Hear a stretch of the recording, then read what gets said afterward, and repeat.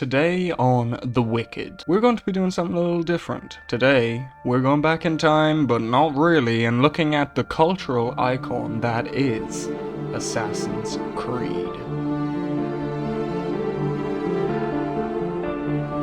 The whole franchise, the games, good and bad, the films, animated or boring, the overall plot, message, and how it affects our real world, past, present, and future. Now obviously major spoilers ahead for the Assassin's Creed franchise.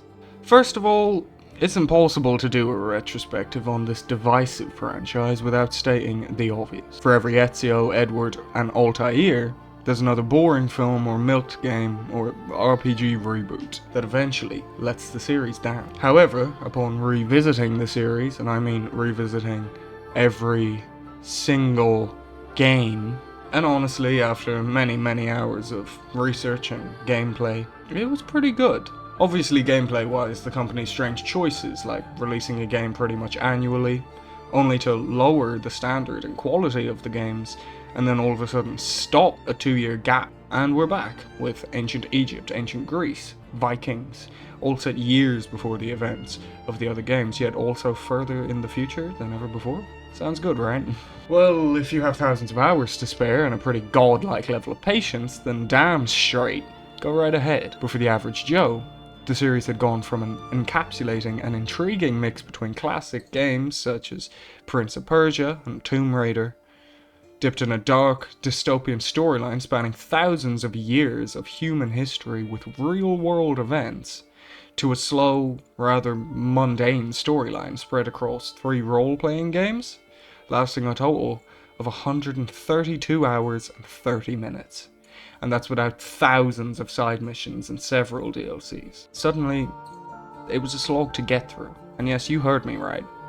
Real-world events. But we'll dissect that later on. A series falling off like that usually warrants... cancellation, or at least trial in the court of public opinion. However, with Assassin's Creed, the future looks relatively bright.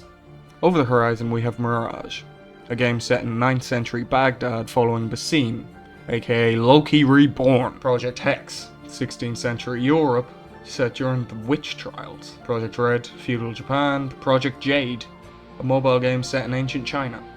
And so on and so forth. Not to mention the Assassin's Creed Infinity project that's coming out soon as well. So what keeps this franchise stampeding forward against all odds? I think I have an answer.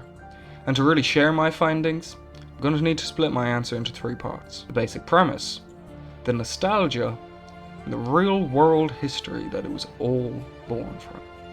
But before we go into that, leave a comment down below who your favorite AC protagonist is. Or if you prefer the Templars, then leave a like, I guess. The basic premise. Throughout playing these games beginning to end, I found myself enjoying the story even more so playing them back to back than I did with each consecutive release.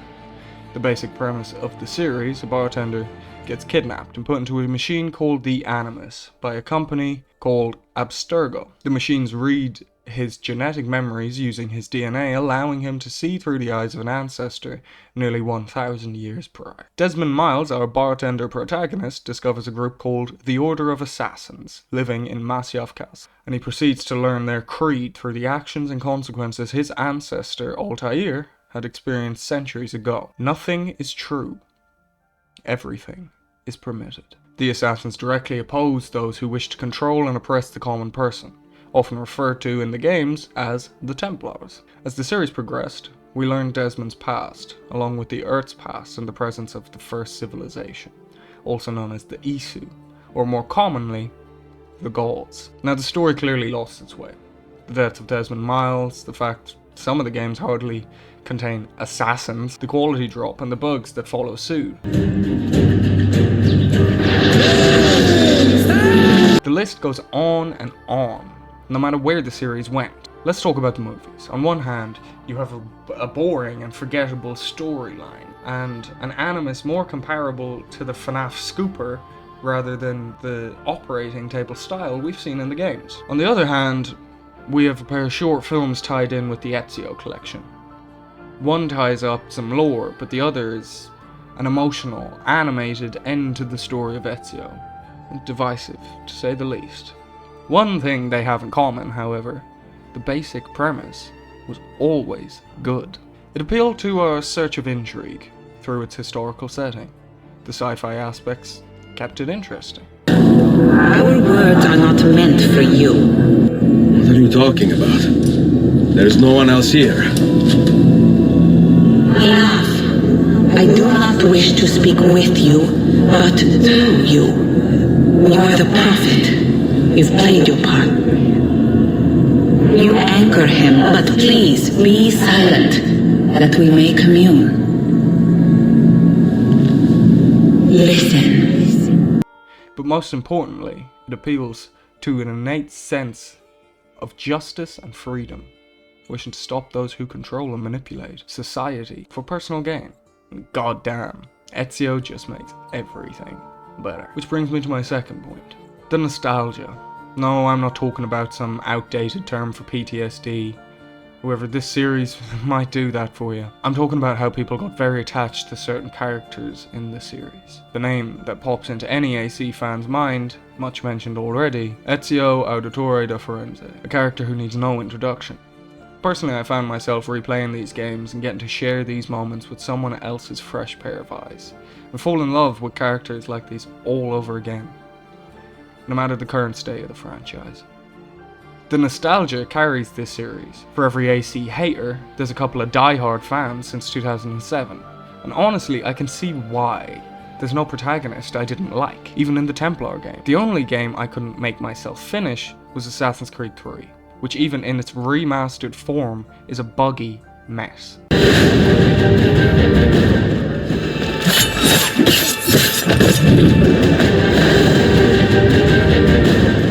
For a few, my boy. For a few. The newer game's protagonists were again very likable. It's eternal glory!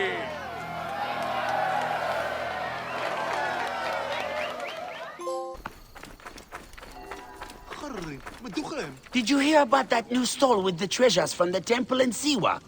From a temple? Are you crazy? You don't want something stolen from a god? Wait, are they real? Why do you think they are so expensive? I would sell my whole life for an Ankh of Amun. Welcome. We have many unique treasures. This is meant to be genuine, but it's a fake, and not a very good one. It is not fake. It is real. Would you like? Yes, mine.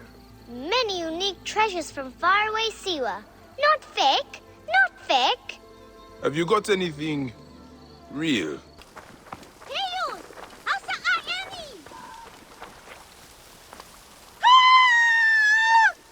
my mother! Oh no! What can we do? Something is wrong. Do not be afraid. Lucky for you, I am.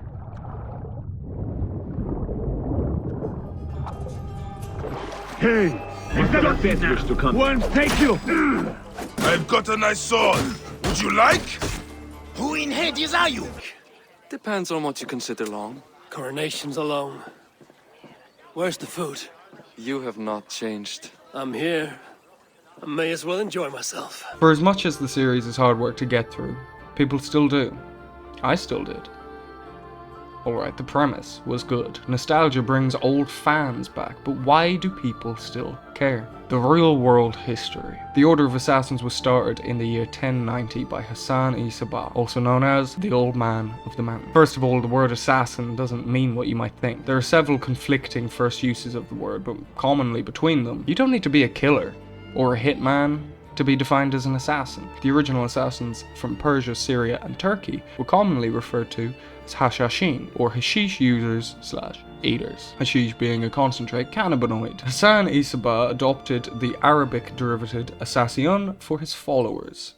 They fought empires and invaders. Throughout the centuries, they fought the spread and rapidly tightening fist of control that Crusaders, or Knights Templar, had been achieving through the abuse of religion and its followers. So all in all, they seem to believe in making up your own mind and personal liberties and freedoms. All you need to be an assassin is not to want to be controlled. So it sounds great, right? Right? Wrong. In 1124, the old man of the mountain's last words before his death at the ripe age of 74 years old were, "Nothing is true. All is permitted." Safe to say that the really old man of the mountain left a large lasting legacy far across the Middle East, and even a successor. The assassins continue on past Hassan's death, carrying the same systems of beliefs. They wanted to protect humanity and the people of similar belief systems of their own from coercive rule, abuse of power, and other injustice caused by powerful kings and religious orders throughout the Middle East. However, as for whether or not they completed this task, we just have to have a look at where we are now and the history that led us here. Human history has been drenched in blood and propaganda for thousands of years. For pretty much every disagreement humans have had, violence has ensued. As civilization and society began to spread across our planet, people started facing a lot of questions. Was this true freedom? Were they allowed to have differing opinions and religions? Was it all worth it? With many religions looking toward the one God, it's no surprise that Christianity spread farther and wider than any other, achieving an extreme level of control over the townsfolk that they had indoctrinated. Regardless of beliefs or the religion, the human beings in charge usually believed themselves to be closer to a god, leaving them feeling superior to their followers. Manipulation, control, and coercive rule was always inevitable. Freedom, liberty, and equality would inevitably be threatened, because the people in charge were given the power of a god. Humans famously cannot handle that power. Sound familiar? The apple of Eden. The power of control over humans using the modus operandi of the gods. Eden technology is a metaphor for the same power and control that the real order of assassins fought against. Just think about their actual creed. The final words of the old man of the mountain. As Ezio says himself, if it were doctrine, say, like a religion, it would be cynical. However, it is merely an observation of the nature of reality. To say that nothing is true is to say that the foundations of society are fragile, and we must be the shepherds of our own civilization. To say that everything is permitted is to understand that we are the architects of our actions, that we must live with the consequences, whether glorious or tragic. The Assassin's Order ultimately fell to the Mongolian Empire. The initial attack on Alamut started in 1253, and the fortress fell in 1256. Lamsar Castle followed the next year, and near on a decade later, Masyaf, the home of the legendary Grandmaster Assassin Altair ibn Lahad. So the assassins fell, but did they fail? Pre-2007, I'd say yes. Although the family survived and the assassins' legacies didn't die out, control never stopped. Power is still to this day centralized pretty worldwide. Sure, religion got a hell of a lot more accepting because they were called out time and time again, but did the government ever change?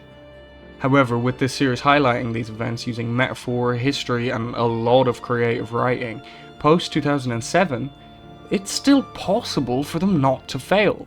In my opinion, these games are fantastic, and if more people saw through the metaphor, we could live in a world where our freedom is actually real.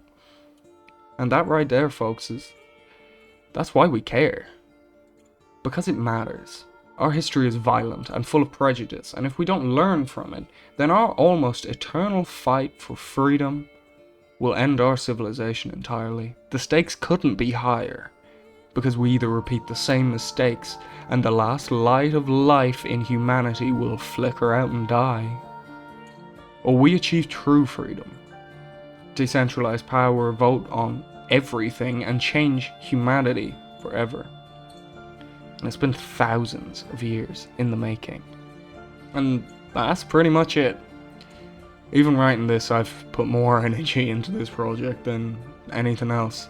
And with the looming threat of editing this behemoth, I think I'm gonna end this here. Please leave a like down below if you enjoyed this. I put a lot of work into it. I want to do more retrospectives in the future. A couple of interesting franchises I think we could check out.